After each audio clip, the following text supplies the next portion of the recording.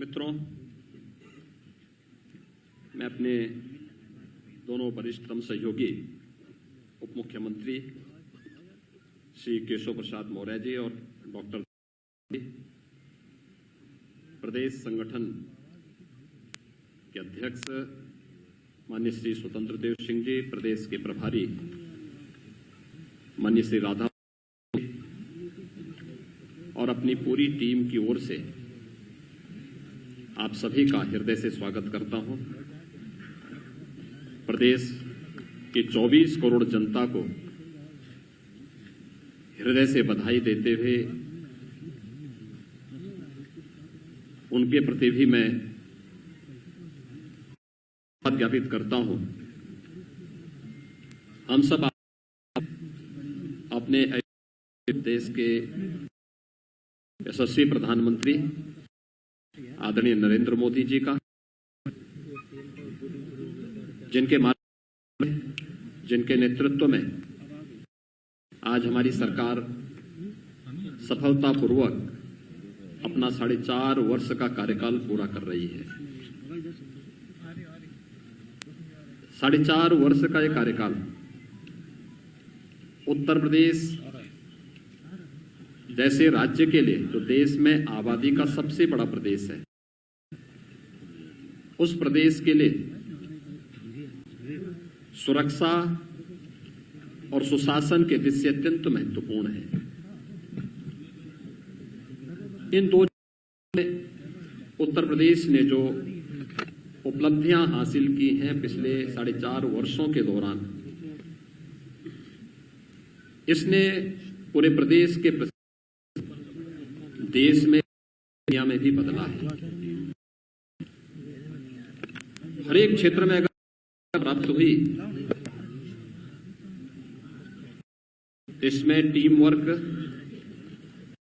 सरकार और संगठन का एक समन्वित प्रयास, टीम और जनता जनार्दन के बीच महत्वपूर्ण सेतु का कार्य होने के साथ ही आदरणीय प्रधानमंत्री जी का महत्वपूर्ण मार्गदर्शन,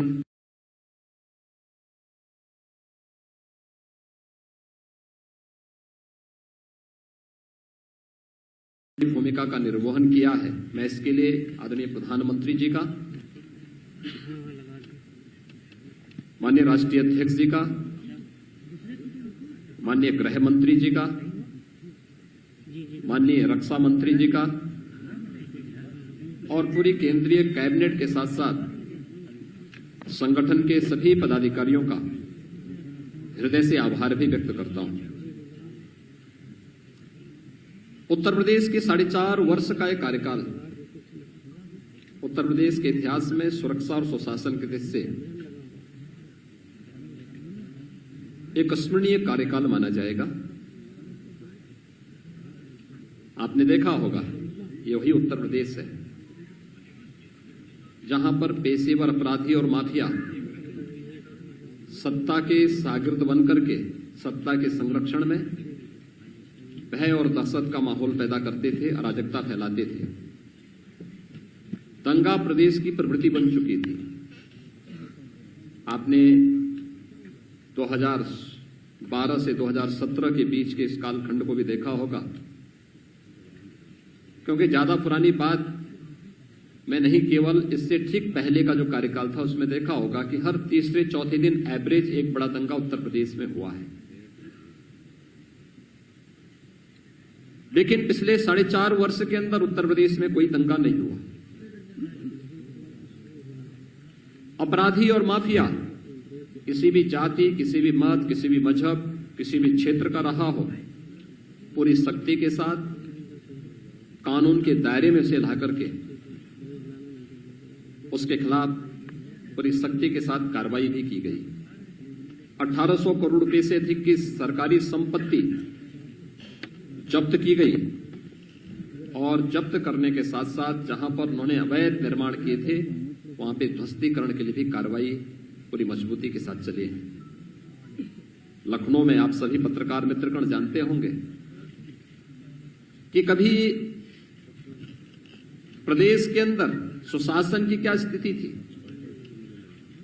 मुख्यमंत्री बनते थे, अपने स्वयं के आवास बनाने के लिए उनमें होड़ लगती थी, सरकारी बंगले गिराए जाते थे। स्वयं के मकान बनाने के लिए और अपने लिए हवेली, बड़ी बड़ी हवेली बनाने के लिए उनमें एक प्रतिस्पर्धा चलती थी।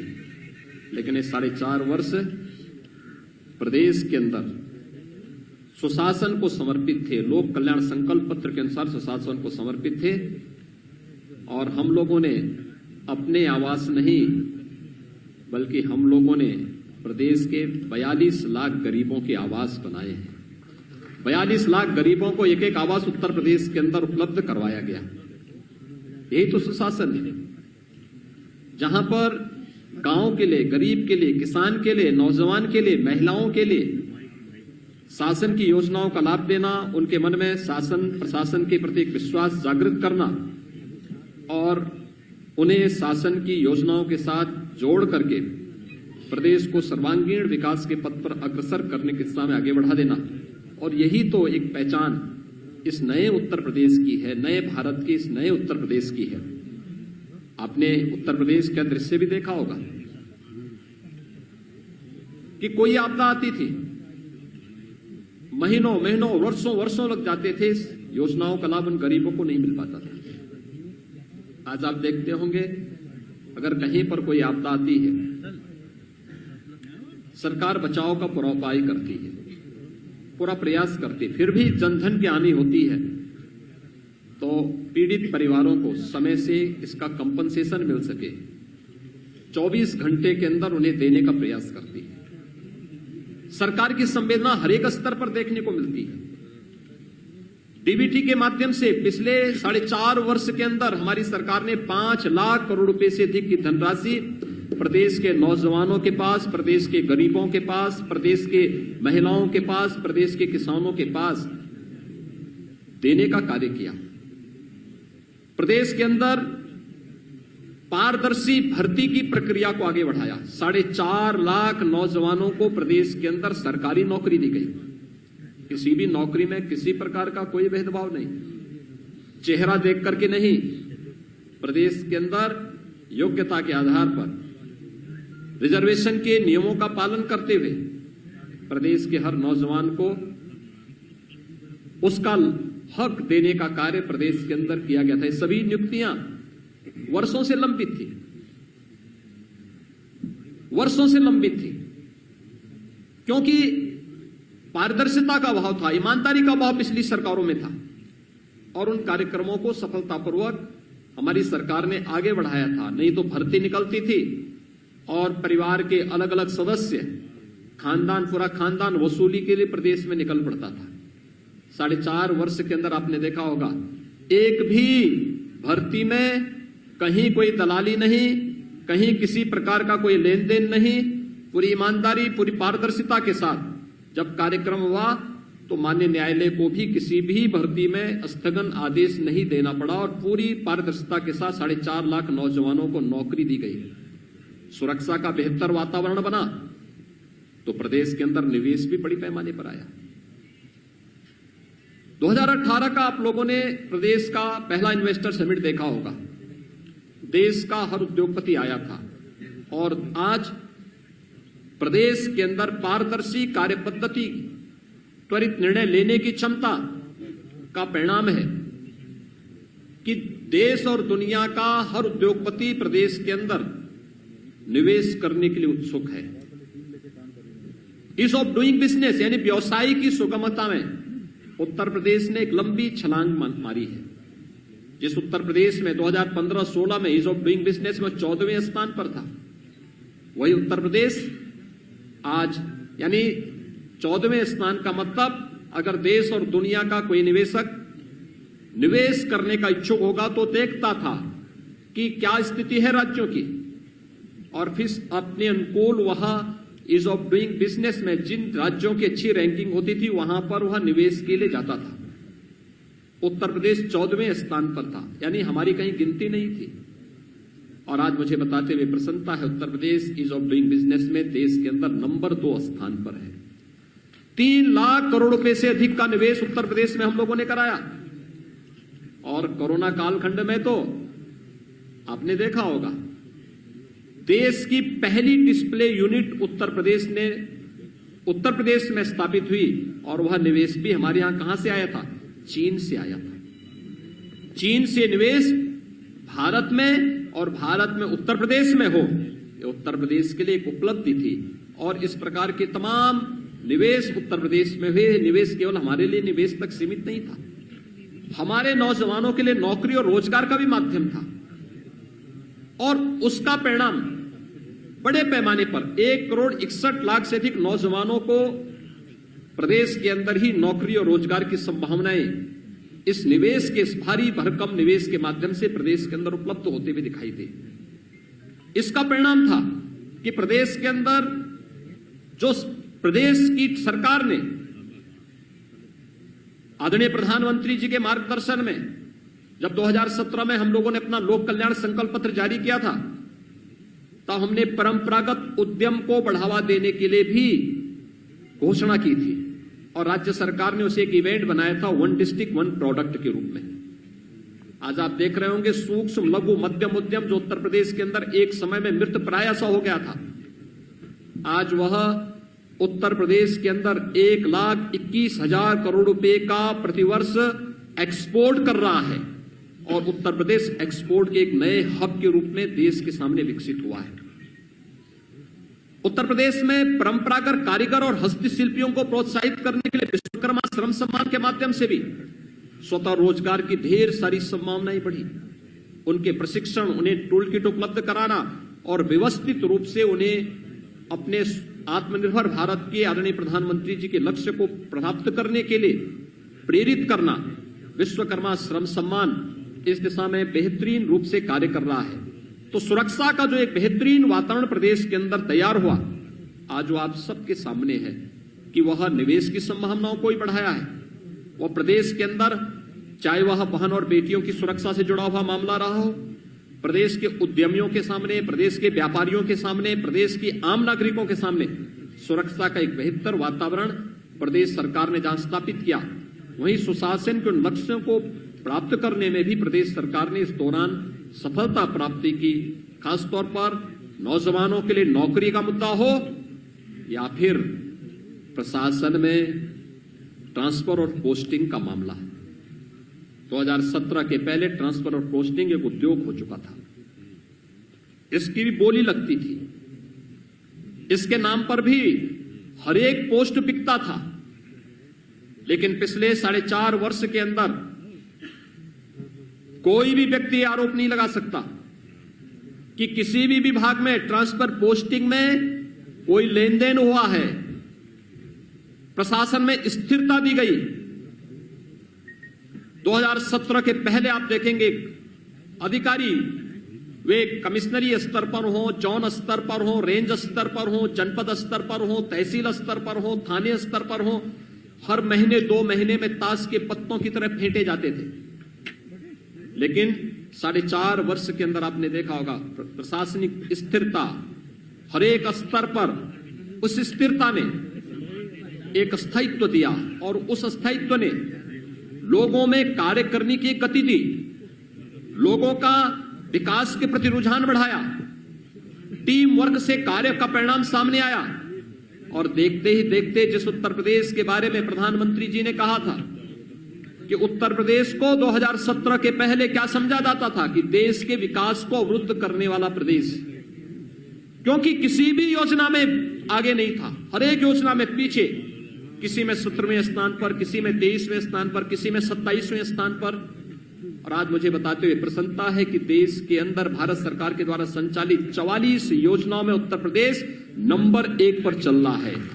प्रधानमंत्री आवास योजना 42 लाख गरीबों को एक आवास बिना भेदभाव के उपलब्ध कराया गया। 2,61,00,000 गरीबों को एक शौचालय उपलब्ध कराए गए। 1,38,00,000 गरीबों को विद्युत के निःशुल्क कनेक्शन उपलब्ध कराए गए। 1,56,00,000 से अधिक गरीबों को उज्ज्वला योजना में रसोई गैस के निःशुल्क कनेक्शन उपलब्ध हुए। 6 करोड़ से अधिक लोगों को आयुष्मान भारत के अंतर्गत 5 लाख रुपए की सुरक्षा बीमा का कवर दिया गया। 3 करोड़ प्रवासी और निवासी श्रमिकों को 2 लाख रुपए की सामाजिक सुरक्षा की गारंटी दी गई। 2 करोड़ 53 लाख किसानों को प्रधानमंत्री किसान सम्मान निधि से जोड़ा गया। 15 करोड़ प्रदेश के नागरिकों को कोरोना के पहले और दूसरे वेव में, पहले वेव में 8 महीने अप्रैल 2020 से लेकर के नवंबर 2020 तक और दूसरे चरण दूसरे वेव में मई 2021 से और ये निरंतर नवंबर 2021 तक मिलेगा। 15 करोड़ लोगों को निःशुल्क राशन की सुविधा का लाभ प्रदेश की सरकार भारत सरकार के सहयोग से उपलब्ध करवाने का कार्य की है या कर रही है। यह तब संभव हो पाया जब हमने तकनीक को अपनाया, प्रशासनिक स्थिरता दी, ट्रांसफर पोस्टिंग में किसी भी प्रकार के लेन देन को दूर करते हुए पूरी ईमानदारी के साथ, पूरी प्रतिबद्धता के साथ इस कार्यक्रम को आगे बढ़ाने का कार्य किया। आज उसका परिणाम है कि हर एक क्षेत्र में उत्तर प्रदेश आगे बढ़ता हुआ दिखाई दे रहा है।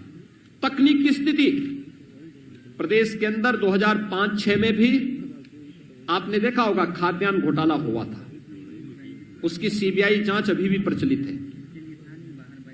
लगातार हम लोग जब 2017 में आए थे, मुझे याद है दिसंबर 2016 में और जनवरी 2017 में आने के पहले, भारतीय जनता पार्टी नेतृत्व की प्रदेश की सरकार के आने के पहले प्रदेश के अंदर भूख से मौतें हो रही थी। मुझे दिसंबर 2016 में और जनवरी 2017 में ऐसे कुछ क्षेत्रों में जाने का अवसर उस समय प्राप्त हुआ था, क्योंकि वहां पर भूख से मौतें हो रही थी। और जब मैंने उन क्षेत्रों का भ्रमण किया था तो मुझे ये देखकर आश्चर्य हो रहा था कि उन गरीबों के पास राशन कार्ड नहीं थे। 2017 में जब हमारी सरकार मार्च में आई थी तो मैंने सबसे पहले जांच का आदेश दिया कि भाई सभी राशन कार्डों का सत्यापन हो जाए। 40 लाख ऐसे गरीब मिले थे जिन लोगों के पास अपने राशन कार्ड नहीं थे, लेकिन राशन कार्ड बनाए गए थे। उस राशन कार्ड पर कोई दूसरा ही व्यक्ति राशन लेता था। हमारी सरकार ने आकर के सबसे पहले उन गरीबों को राशन कार्ड दिए, फेक राशन कार्ड समाप्त किए और फिर 80,000 राशन कोटे की दुकान को ई-पॉस मशीन के साथ जोड़ा गया।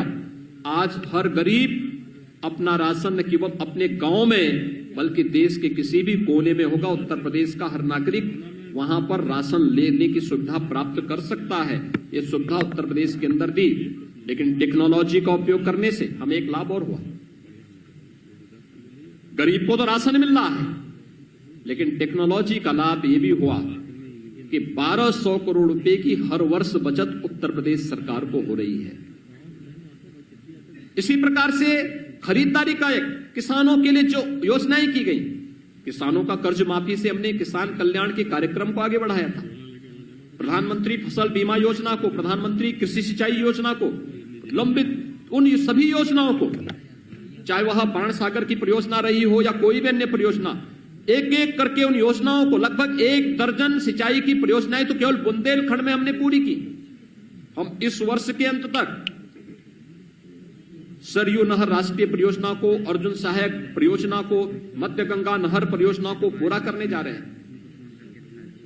उत्तर प्रदेश जैसे राज्य में जो जल संसाधन पर्याप्त मात्रा में था, वर्षों से लंबित इन योजनाओं के कारण किसान उसका भरपूर लाभ नहीं ले पाता था, लेकिन आज उसका लाभ मिल रहा है। प्रोक्यूरमेंट हम लोगों ने प्रारंभ किया। याद करिए 2007 से लेकर 2017 के बीच प्रदेश के अंदर गन्ना मूल्य का 95,000 करोड़ रुपए का गन्ना मूल्य का भुगतान होता है और 2017 से अब तक 4.5 वर्ष के अंदर 1,43,000 करोड़ रुपए का गन्ना मूल्य का भुगतान हुआ। 2007 से लेकर 2017 के बीच तमाम चीनी मिलें बेची गई, औने पौने दाम में बेची गई, बंद की गई। किसान के पेट पर लात मारने का कार्य पिछली सरकारों ने किया। किसान आत्महत्या करने के लिए मजबूर हुआ था। हमारी सरकार ने बंद चीनी मिलों को चलाने का काम किया, नई चीनी मिलें लगवाने का कार्य किया। गन्ना किसानों को समय पे गन्ना मूल्य का भुगतान हो, इसके लिए कार्य किया। और हमारी सरकार ने यह भी सुनिश्चित किया कि कोरोना कालखंड में जब देश के तमाम राज्यों की आधी चीनी मिलें बंद हो गई थी, कोरोना का सफलतापूर्वक मुकाबला करते हुए भी सभी चीनी मिलों को चलाने का कार्य किया गया। प्रोक्यूरमेंट 2016-17 में आप देखेंगे उत्तर प्रदेश में धान का क्रय केवल 6 लाख मीट्रिक टन होता है। यह भी आड़तियों के माध्यम से, किसानों से सीधे नहीं। इसका मतलब किसान को एमएसपी का सीधा लाभ नहीं मिला। अगर कोरोना कालखंड में 2020 में धान का क्रय का मैं आपके सामने आंकड़े प्रस्तुत करूं, 66 लाख मीट्रिक टन धान का क्रय सीधे किसानों से हमारी सरकार में हुआ। गेहूं का क्रय किसानों से 2016-17 के आंकड़े अगर आप देखेंगे और 2020-21-22 का आप देखेंगे, हम कोरोना कालखंड में किसान से प्रोक्यूर कर रहे हैं 56 लाख मीट्रिक टन। पिछली सरकार के समय यह 6 लाख मीट्रिक टन भी नहीं हो पाया था। पिछली सरकारें आड़तियों के माध्यम से क्रय करती थी, हमारी सरकार किसानों से सीधे क्रय करती है और डीबीटी के माध्यम से किसान के खाते में ही पैसा देती है। यानी किसान के कल्याण का मामला हो, युवाओं के कल्याण का मामला हो, प्रदेश के प्रत्येक तबके के हितों के लिए कार्य किए जाने का मामला हो, सुशासन के उस लक्ष्य को प्राप्त करने के लिए सरकार ने वे हर संभव कदम उठाए हैं जो प्रदेश की आवश्यकता बन चुकी थी और प्रदेश को आगे बढ़ाने के लिए अत्यंत महत्वपूर्ण थी। उन्हीं सब योजनाओं को आगे बढ़ाने के लिए प्रदेश ने अपने यहां वे तमाम योजनाएं प्रारंभ की जो प्रदेश की पहचान बन सकती थी। आज आप देख रहे होंगे उत्तर प्रदेश पर्यटन और हर प्रकार के पर्यटन को आगे बढ़ाने का भी एक महत्वपूर्ण केंद्र बिंदु बन चुका है। प्रयागराज कुंभ 2019 में हमारी सरकार को आयोजित करने का सौभाग्य प्राप्त हुआ था। कुंभ की हजारों वर्षों की विरासत है, लेकिन कुंभ का आयोजन सुरक्षा, स्वच्छता और सुव्यवस्था का एक नया मानक प्रस्तुत करते हुए अंतर्राष्ट्रीय क्षितिज पे प्रस्तुत हो सके, सबके सामने अद्भुत पहल थी। उत्तर प्रदेश में पहली बार प्रवासी भारतीय दिवस का आयोजन हो, काशी की धरती पर किसी भी यानी राष्ट्रीय राजधानी के साथ साथ प्रदेश की राजधानी के बाहर इस प्रकार का आयोजन एक अद्भुत घटना थी। सफलता अब तक का सफलतम आयोजन, ये भी सौभाग्य हमें प्राप्त हुआ था। प्रदेश का पहला इन्वेस्टर समिट आयोजित करने का सौभाग्य भी हमें प्राप्त हुआ, जिसने प्रदेश में निवेश की संभावनाओं को आगे बढ़ाया और प्रदेश के बारे में जो धारणाएं थी उनको समाप्त किया। और उत्तर प्रदेश, ये वही उत्तर प्रदेश है जिसने अपनी परंपरागत पहचान को भी देश और दुनिया के सामने प्रस्तुत किया।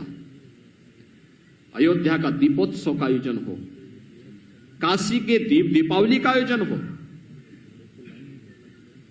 बरसाना का रंगोत्सव का कार्यक्रम हो, यह आयोजन हमारे लिए हमारी पहचान, हमारी विरासत को दुनिया के सामने प्रस्तुत करने का एक माध्यम था। विपक्षी दलों को ये सांप्रदायिकता के दंश को से की दृष्टि से देखने के लिए वे अभिषिक्त थे। वे कभी इन आयोजनों को नहीं कर सकते थे। वो हमेशा इस बात के लिए सशंकित रहते थे कि हम अयोध्या में दीपोत्सव का कार्यक्रम करेंगे तो हम पे सांप्रदायिकता का लेबल लगेगा। लेकिन हमारी सरकार के लिए एक आयोजन था प्रदेश के परसेप्शन को दुनिया के सामने प्रस्तुत करने का, और मुझे प्रसन्नता है आज प्रदेश सरकार तेजी के साथ इस समय आगे बढ़ रही है। जहां हमने आजादी के दीवानों के उन सभी अमर शहीदों की स्मृति में चौरी चौरा शताब्दी महोत्सव के आयोजन को हम पूरी भव्यता के साथ हर एक शहीद स्थल पर देश की आजादी के लड़ने वाले सभी स्वतंत्रता संग्राम सेनानियों के प्रति सम्मान का भाव व्यक्त कर रहे हैं। वहीं साथ ही साथ देश की सीमाओं की सुरक्षा करने वाले सैनिकों के प्रति भी सड़कों का नामकरण, विभिन्न प्रकार के स्मारकों का निर्माण उनके परिवार की सहायता या उनके परिवार के एक सदस्य को नौकरी की व्यवस्था हो, ये प्रदेश सरकार पूरी प्रतिबद्धता के साथ कर रही है। तो साथ साथ शताब्दियों से, दशकों से लंबित उन आस्था के केंद्रों को भी सम्मान देने का कार्य हो रहा है। यह हमारा सौभाग्य है। अयोध्या में मर्यादा पुरुषोत्तम भगवान श्री राम के भव्य मंदिर के निर्माण का कार्य हमारी सरकार के समय में आदरणीय प्रधानमंत्री जी के मार्गदर्शन में प्रारंभ हो चुका है। लोग हम पे आरोप लगाते थे कि आप लोग हमेशा बोलते हैं कि रामलला हम आएंगे, मंदिर वहीं बनाएंगे, और पत्रकार मित्रगण उस समय हम पे चुटकी लेते थे, लेकिन आप तिथि नहीं बताएंगे। हमने कहा तिथि भी बताएंगे, और 5 अगस्त 2020 को प्रधानमंत्री जी के कर कमलों में अयोध्या में राम मंदिर के निर्माण कार्य का भव्य शुभारंभ भी हो चुका है। वहां की प्रगति आप देख रहे होंगे। काशी विश्वनाथ धाम, चित्रकूट धाम, विंध्यवासिनी धाम, ब्रज क्षेत्र के विकास की जो एक नई तस्वीर सामने आ रही है, नेमिस, सुखतीर्थ, बौद्ध पर्यटन स्थलों के विकास की योजना, या फिर प्रदेश के अंदर मुख्यमंत्री पर्यटन संवर्धन योजना के अंतर्गत हर विधानसभा क्षेत्र के पर्यटन केंद्रों के, आस्था के केंद्रों के विकास की एक व्यवस्थित योजना को आगे बढ़ाने का कार्यक्रम। यह आस्था का सम्मान है, और आस्था के सम्मान को आगे बढ़ाते हुए पूरी प्रतिबद्धता के साथ न केवल उत्तर प्रदेश वासियों का, बल्कि देश और दुनिया के उन सभी लोगों को जो उत्तर प्रदेश को देश का हृदय स्थल के रूप में एक सम्मान का भाव रखते हैं, उन सबको भी सम्मान देने का कार्य हमारी सरकार ने किया है। बहन और बेटियों की सुरक्षा प्रदेश सरकार की शीर्ष प्राथमिकताओं में से एक रही है। आप याद करिए 2017 में, मार्च 2017 में जब हमारी सरकार आई थी, हमने एंटी रोमियो स्क्वाड का गठन किया था। हम लोगों ने, प्रदेश सरकार ने पहले दिन से इस बारे में कहा था, अपराध और अपराधियों के प्रति जीरो टॉलरेंस की नीति से कार्य करेंगे। मुझे प्रसन्नता है, मिशन शक्ति के 3rd फेज का कार्यक्रम वर्तमान में चल रहा है। आज आपने देखा होगा, पहले चरण में एक व्यवस्थित जागरण का कार्यक्रम एंटी रोमियो स्क्वाड के माध्यम से हर बेटी और हर बहन को सुरक्षा की गारंटी देने का कार्य किया गया। 2nd फेज में हर थाने में एक महिला बूथ का गठन किया गया, पिंक बूथ का गठन किया गया। एक महिला पुलिस अधिकारी वहां पर रहकर के उनकी समस्याओं का समाधान करेगी। तहसीलों में 350 तहसीलों में भी इस प्रकार की व्यवस्था दी गई।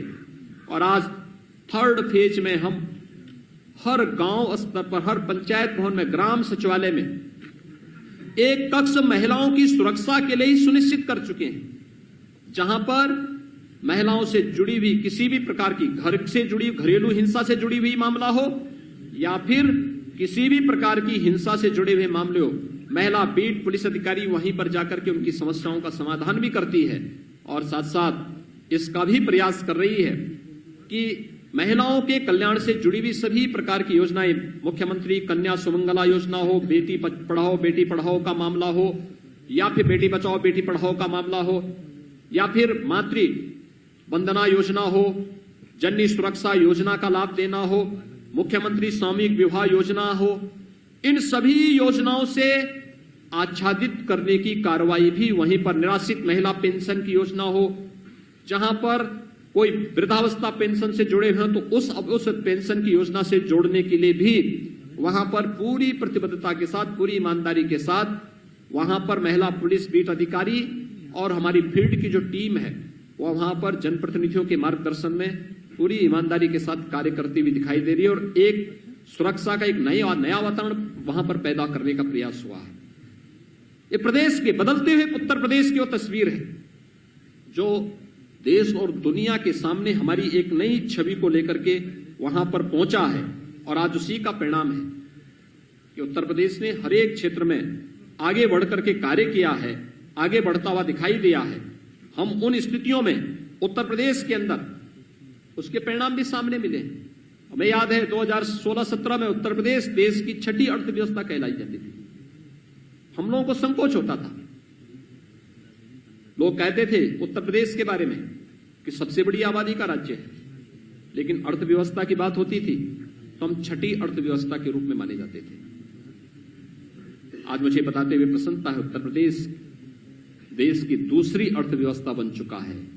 इंफ्रास्ट्रक्चर के जो कार्य प्रदेश के अंदर प्रारंभ हुए हैं, चाहे वह इंटर स्टेट कनेक्टिविटी 4 लेन से जोड़ने का, हर जिला मुख्यालय को 4 लेन से जोड़ने की कार्रवाई, तहसील मुख्यालयों को ब्लॉक मुख्यालयों को जोड़ने की जो कार्रवाई प्रारंभ हुई है, प्रदेश के वे क्षेत्र जो अपने को उपेक्षित महसूस करते थे, पूर्वांचल एक्सप्रेसवे के माध्यम से वहां की अर्थव्यवस्था को सुदृढ़ करने की कार्रवाई, बुंदेलखंड एक्सप्रेसवे के माध्यम से बुंदेलखंड क्षेत्र के समग्र विकास की कार्रवाई, गंगा एक्सप्रेसवे के माध्यम से पश्चिम उत्तर प्रदेश और पूर्वी उत्तर प्रदेश को जोड़ने की कार्रवाई, गोरखपुर लिंक एक्सप्रेसवे और बलिया लिंक एक्सप्रेसवे के माध्यम से वहां के विकास के कार्यक्रम को आगे बढ़ाने की कार्रवाई, प्रदेश के अंदर 2017 के पहले एक भी सिटी मेट्रो से नहीं जुड़ी थी। आज मुझे बताते हुए प्रसन्नता है, 4 सिटी में मेट्रो का सफलतापूर्वक संचालन हो रहा है।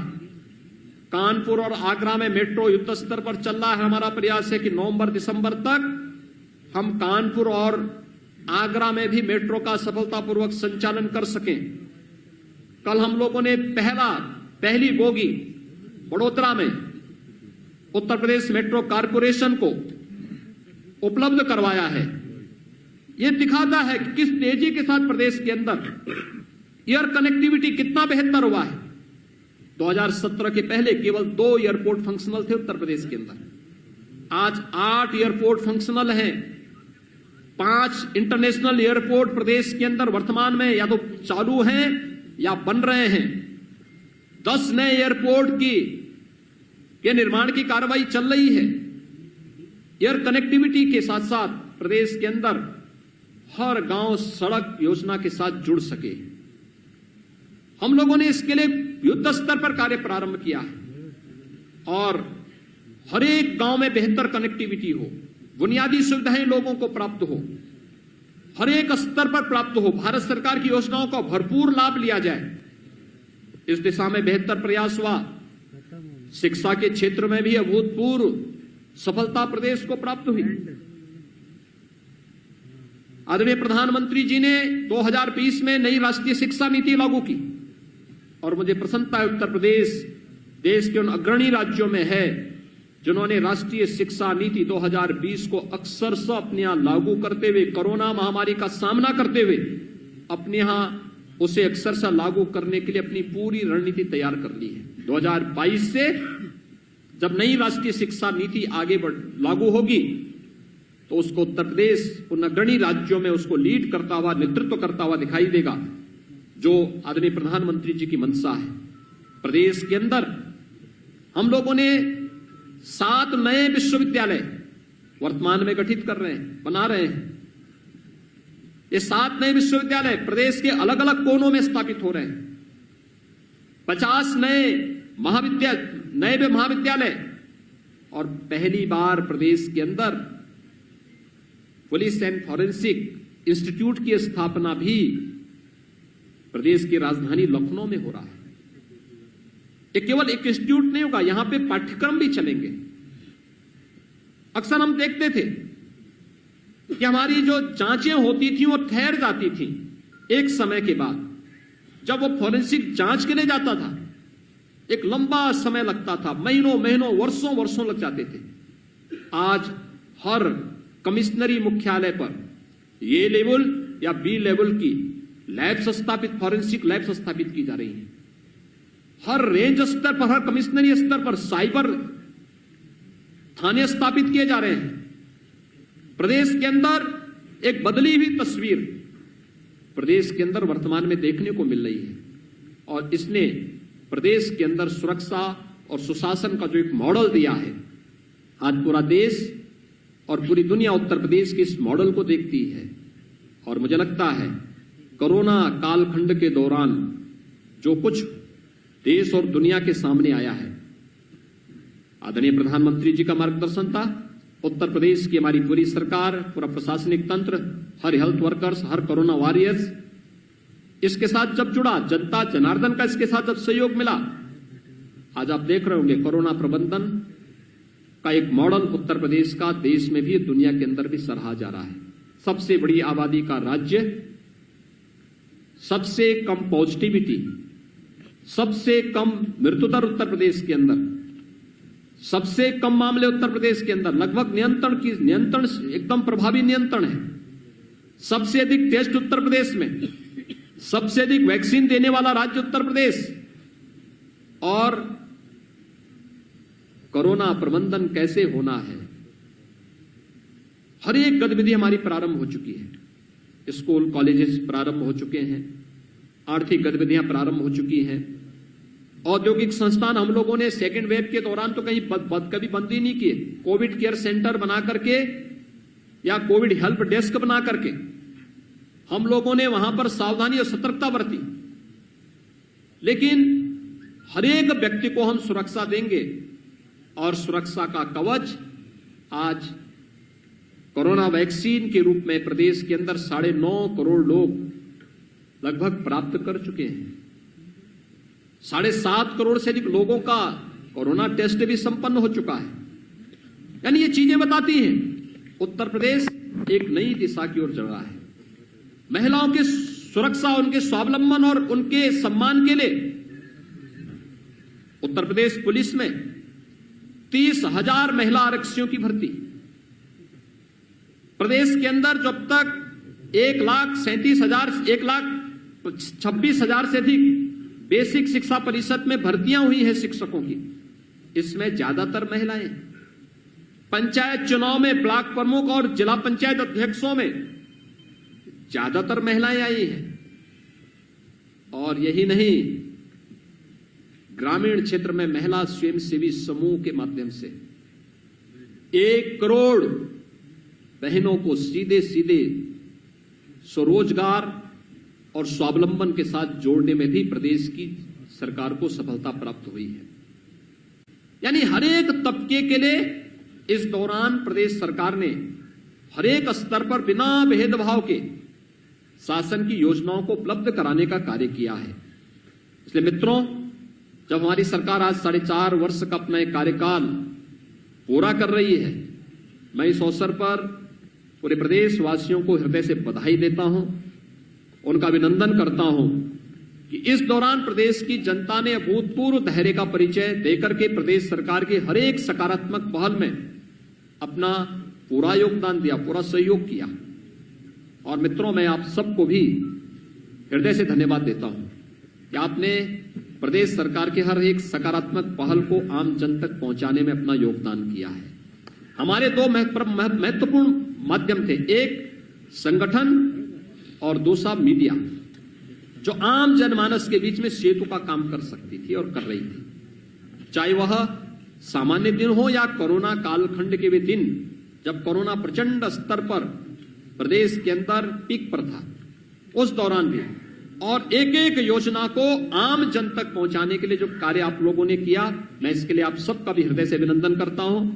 एक बार फिर से अपनी पूरी टीम की ओर से आदरणीय प्रधानमंत्री जी का, अपने केंद्रीय नेतृत्व का आभार व्यक्त करते हुए प्रदेशवासियों को और आप सभी को उत्तर प्रदेश सरकार के सफलतापूर्वक 4.5 वर्ष के इस कार्यकाल के लिए हृदय से बधाई और शुभकामनाएं देता हूं। धन्यवाद। जय हिंद।